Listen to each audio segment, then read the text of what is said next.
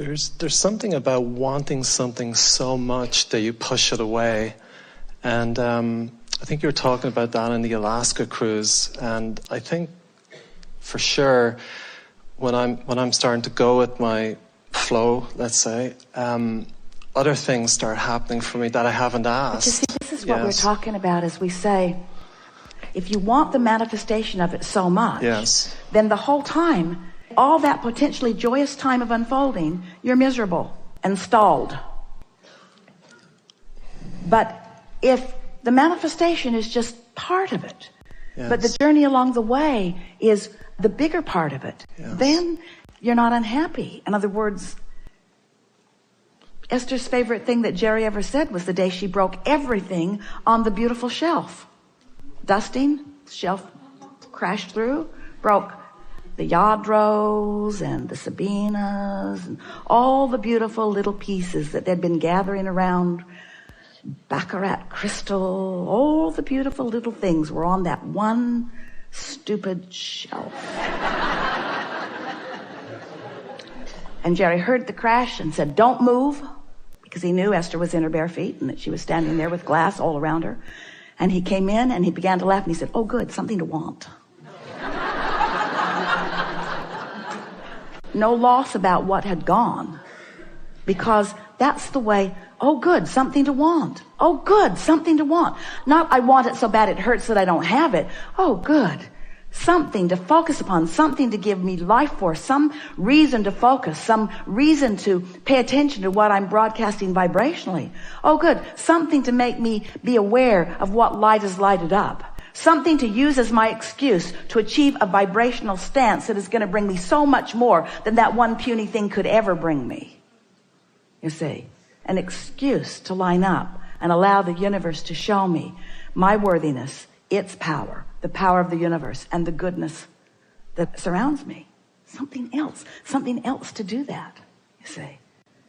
So we're touching on this important piece that most humans don't get, and you're probably going to get it in the next few minutes. All of you, you're probably going to get this, because what we said before and what you've said since is bringing us to this important understanding that if the manifestation of it, which is inevitable and in the future somewhere, if it's the goal that is giving me the reason to line up, but having lined up is the reason for the life force that's flowing through me, then don't I always want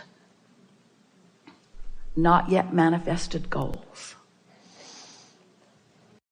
Ah, you really do. And the bigger they are, the better they are. Because a lot of people say, "Oh, I wish I didn't want that because I felt so much better before I wanted it. Now I want it and I don't have it, I'm miserable." And we say, but wanting it gives you the potential of focusing, and it gives you a reason to recognize what you're doing vibrationally. It gives you a reason to understand who you are, an opportunity to watch the cooperative components of the universe, an opportunity to understand the leverage of alignment, the fun of that clarity, you see. Because you come into this physical body and you don't bring any stuff with you, and you're going to leave this physical body, you're not going to take any stuff with you. So the whole point of the stuff was just so that you'd have something fun to focus on, so that you could feel the energy flowing. That's why we think it's interesting as we visit with our physical friends that in the beginning they often roll their eyes and want to leave. The doors are locked, however. They roll their eyes and want to leave because they don't want another airy-fairy conversation about what to do vibrationally, because damn it, bring me the stuff. They want the experience. They want the life experience. But we know that everything you want, whether it's a material object, pile of money, a relationship, a circumstance, an event, everything that you want is because you believe you will feel better once you have it. And we are just so certain that you don't have to have it in order to feel better. And when you understand that you don't have to have it in order to feel better, then it will come. And some humans say, well, that's not very nice. And we say, your mother was crazy right from the beginning. She bribed you with stuff, and she defied the laws of the universe when she gave you stuff that you demanded. Because law of attraction doesn't. And do you remember when she gave you stuff that you demanded? She wasn't that nice about it.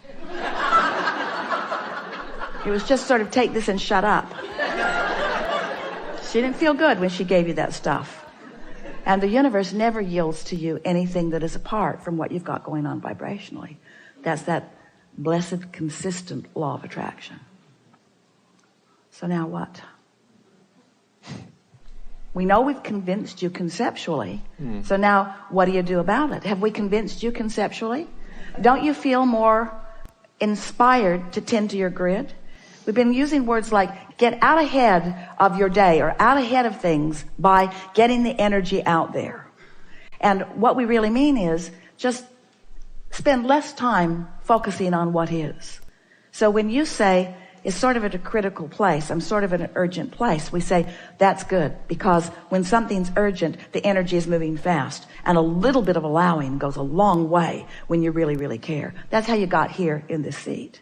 There's 500 people in this room, and here you are. Here you are. And you know, we didn't read resumes and say, oh, this poor guy. This poor guy, we got to help him out. You lit up. We couldn't miss you. Your desire was so much stronger than the muting of it. So a desire is always really helpful. We would far rather have you really, really want things that you are in opposition to than to have given up. And the truth is, you can't give it up. Can't give it up. Once you give birth to a desire, the vortex is on it. Source energy is on it. Your inner being is on it. We are on it. In other words, it's never going to let go of you. It's never going to let go of you. So you have to foster a huge amount of resistance to bog it down, which means you think a lot, and you think a lot about the things you want. So what we're encouraging to all of you to do is think less about the things you want that feel stalled out. Just say later gator, even if it feels urgent. You subject are hard for me right now, and I'm looking for easier subjects. So I'm going to look at the evidence of the things that are working already for me. And the more you look at the evidence of the things that are working, the more you practice that vibration, until you will reach the place that you will feel invincible. You will stand in a place and you will say, I now understand fully that there is nothing that I cannot be or do or have. It's just a matter of life giving me enough of the wonderful contrast in order to help me to discern what it is that I want to set my sights on. You'll reach this place of invincibility where you won't doubt the laws of the universe, do you? You don't, do you? You don't doubt the laws of the universe. You don't doubt law of attraction. You don't. No. You don't doubt them. But you also will not only not doubt law of attraction, and you will not only not doubt that the vortex is there, you won't doubt your ability to get yourself in vibrational alignment with it. You might doubt it today. You might doubt it right now because you're not doing it, but you don't doubt that you could bring yourself to it eventually, do you? No. You know you can do this. You know that you can do it. And do you know that when you know that you can do it, that the evidence of it will stick out in a more emphatic way? And don't you look forward to that? Don't you love seeing evidence of the progress that you've made vibrationally? Mm-hmm. So you don't doubt the law of attraction. We're asking all of you, do you believe law of attraction? Do you believe the consistency of law of attraction? Do you believe that you are a vibrational being? Do you believe that you're offering vibration constantly? Do you believe that in large part it's a habit that you're offering, but that you can modify it? Do you believe that you have modified it? Do you believe that you've seen conscious response by the universe to your modified thoughts? So there's no question that you can do this, and there's no question that you want to do this. But the piece that we wanted to give you here today is we want you to do it for the fun of the alignment and let the manifestation just be the icing on the cake. It's the alignment that you're reaching for. The manifestations, they're just going to keep piling in on you. It's not going to be long before we're going to have seminars on demanifestation. Abraham, I have so much real estate. I have so many cars. I have to keep the oil moving in. So many lovers texting me, showing up at my doorstep, fighting with each other through the fence.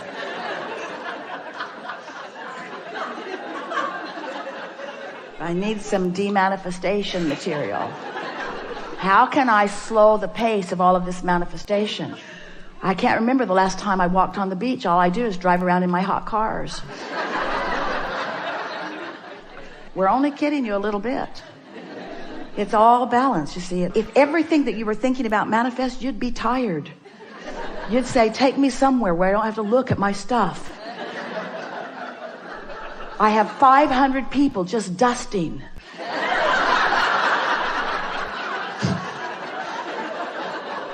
I want to go back to the simple days when I could just sit on the beach and dream a little, when I could just please myself by acknowledging the beauty of this world. How much dusting do you do of that sun or that beach or that ocean? When's the last time you groomed a squirrel?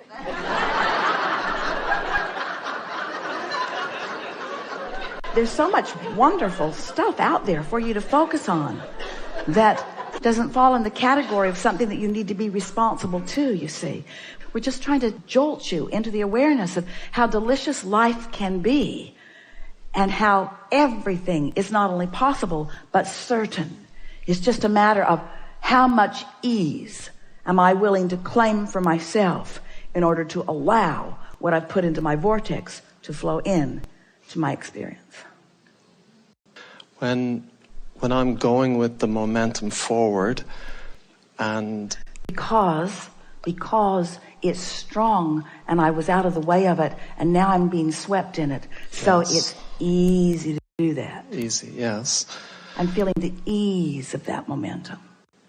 And people around me are responding and I see, wow, this is great, and everything, it proves that all your teachings are true, because it's phenomenal how people will give way to you on the street. But the first thing I notice is the people around me in the shops, in the neighborhood, and it feels really good. And is that pretty easy for you to expect? Yeah, it is at this stage, yes. At this stage. Yes. So that wasn't always easy for you to expect. But because the stakes weren't that high, in other words, parking place, not so important, nice people in the shops, not so important. So it was easier to allow yourself to stand in a grid that allowed that. This is exactly what we were talking about as we were beginning here today. This is the conscious beginning of the molding of the clay. Yes. So as you repeat those things over and over in your mind, you practice the ease of that. In other words, I see what Abraham means about the universe complying. I see what they mean about the pieces filling in. Our favorite story lately is, see this stage as a giant electrical board and there are little LED lights all over it. And you represent one of those lights. And you've got something going on in your mind right now. Doesn't matter what it is, wanted or unwanted, happy or sad, doesn't matter what's active in your vibration, but whatever it is, your light lit up. And now, every other light on the board that is that vibrational frequency lights up too. And those lighted lights represent your world. So you're like this potential offer of a vibration moving around through crowds, moving around through thoughts, moving around through universal forces. And you've, for whatever reason, got something going on vibrationally, so there's your signal. Everything that matches that signal lights up around you, becomes active around you, and represents your world, you see. Yeah. Unless you stick your nose in places that it doesn't belong, which is, it's only the lighted world that represents you. And of course, the analogy, like every analogy, is not perfect in the sense that there's a lot of lights lighting up, and law of attraction is rendezvousing a lot of people. And because you got a lot of things going on, you light up with a lot of different things. You light up with the happy ones at one part of the day and the ornery ones at another part and the frustrated ones at another part. In other words, you got a lot of stuff going on with this light board, which is the world in which you live. But you have so much more easy control over it than you know if you would stop being a knee-jerk reactor to the lighted lights and the way they're behaving, and instead you would focus on what light you're going to light today. How are you going to feel? How do I want to feel? You see, you would work on your grid. You like that?